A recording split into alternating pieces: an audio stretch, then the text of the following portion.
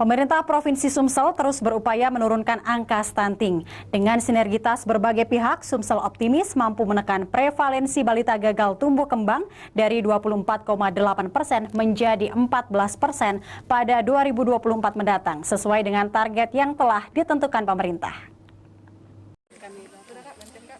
Berdasarkan Peraturan Presiden Nomor 72 Tahun 2021 tentang percepatan penurunan stunting, BKKBN yang dimandat sebagai Ketua Pelaksana Percepatan Penurunan Stunting di Indonesia telah berupaya keras menurunkan angka stunting.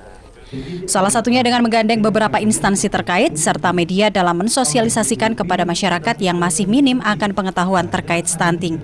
Stunting sendiri merupakan gangguan pertumbuhan dan perkembangan anak akibat kekurangan gizi kronis dan infeksi berulang. Upaya keras untuk menekan serta menurunkan angka stunting di wilayah Sumsel, yakni dengan membangun kesadaran dengan merubah perilaku masyarakat ke arah yang lebih positif, seperti hidup bersih dan sehat, penerapan pola asuh yang tepat, dan pemenuhan asupan gizi sejak di dalam kandungan.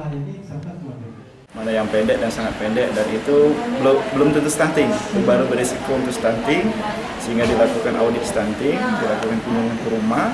Nah itu kalau kita lihat faktor risiko penyebabnya apa. Jadi intervensinya nanti di situ.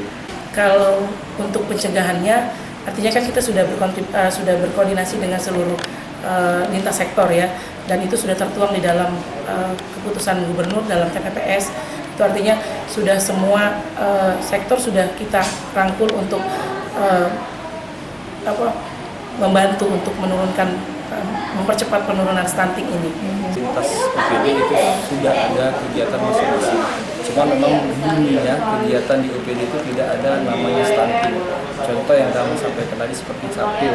Capil itu mensupport terkait NIK. Nah, Dinas Sosial juga terkait bantuan sosial. Nah, itu ada beberapa kaitannya. Di tahun 2024, Sumsel optimis menurunkan angka stunting menjadi 14% sesuai target. Dari Palembang, Erwin Setiawan, iNews melaporkan.